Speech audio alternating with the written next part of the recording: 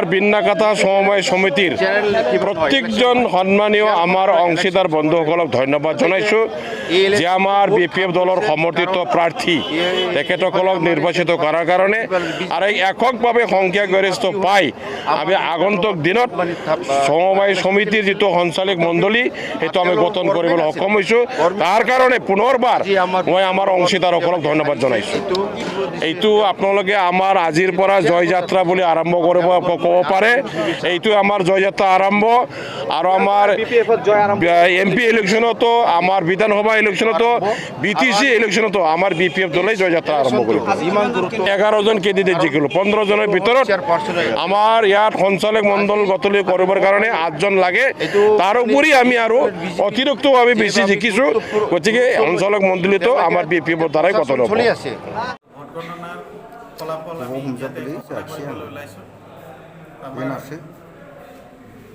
যিটো আমাৰ unreserved category আছিল, ইয়াতে আমাৰ 30 প্ৰতিদ্বন্দ্বীয়ে প্ৰতিদ্বন্দ্বিতা কৰিছিল। তো এই আনৰিজাৰ্ভ কেটাগৰীৰ 30 জনৰ ভিতৰৰ পৰা আমি 12 জনক নিৰ্বাচিত কৰিব লাগে। তো মই নিৰ্বাচিত প্ৰাৰ্থীসকলৰ নাম কৈ গৈছোঁ: অৰ্জুন মজুমদাৰ, বদিউদ জামাল শেখ, দ্বিজেন্দ্ৰ নাৰ্জাৰী, ইমান আলী, ইনামুল হক, জাকিৰ হুছেইন, কহীন্দ্ৰ ব্ৰহ্ম, খলিলুৰ ৰহমান, মনমোহৰ চৰকাৰ, মকবুল হুছেইন, নুৰ ইছলাম আলী, পবিত্ৰ কছাৰী ব্ৰহ্ম। এই আনৰিজাৰ্ভ কেটাগৰীৰ পৰা এই 12জন প্ৰাৰ্থীয়ে আমাৰ BODৰ সদস্য হিচাপে নিৰ্বাচিত হৈছে। ইয়াৰ পিছত আহিল আমাৰ যিটো মহিলা কেটাগৰী আছে, মহিলা কেটাগৰীৰ পৰা আমাৰ 4জন প্ৰাৰ্থীয়ে প্ৰতিদ্বন্দ্বিতা কৰিছিল।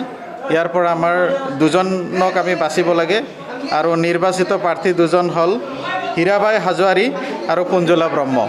এই 2জন প্ৰাৰ্থী আমাৰ বিন্নাকাটা সমবায় সমিতি লিমিটেডৰ BODৰ সদস্য হিচাপে নিৰ্বাচিত হৈছে। তাৰপিছত আহিল SC ST কেটাগৰী। ইয়াতে 2জন প্ৰাৰ্থীয়ে প্ৰতিদ্বন্দ্বিতা কৰিছিল।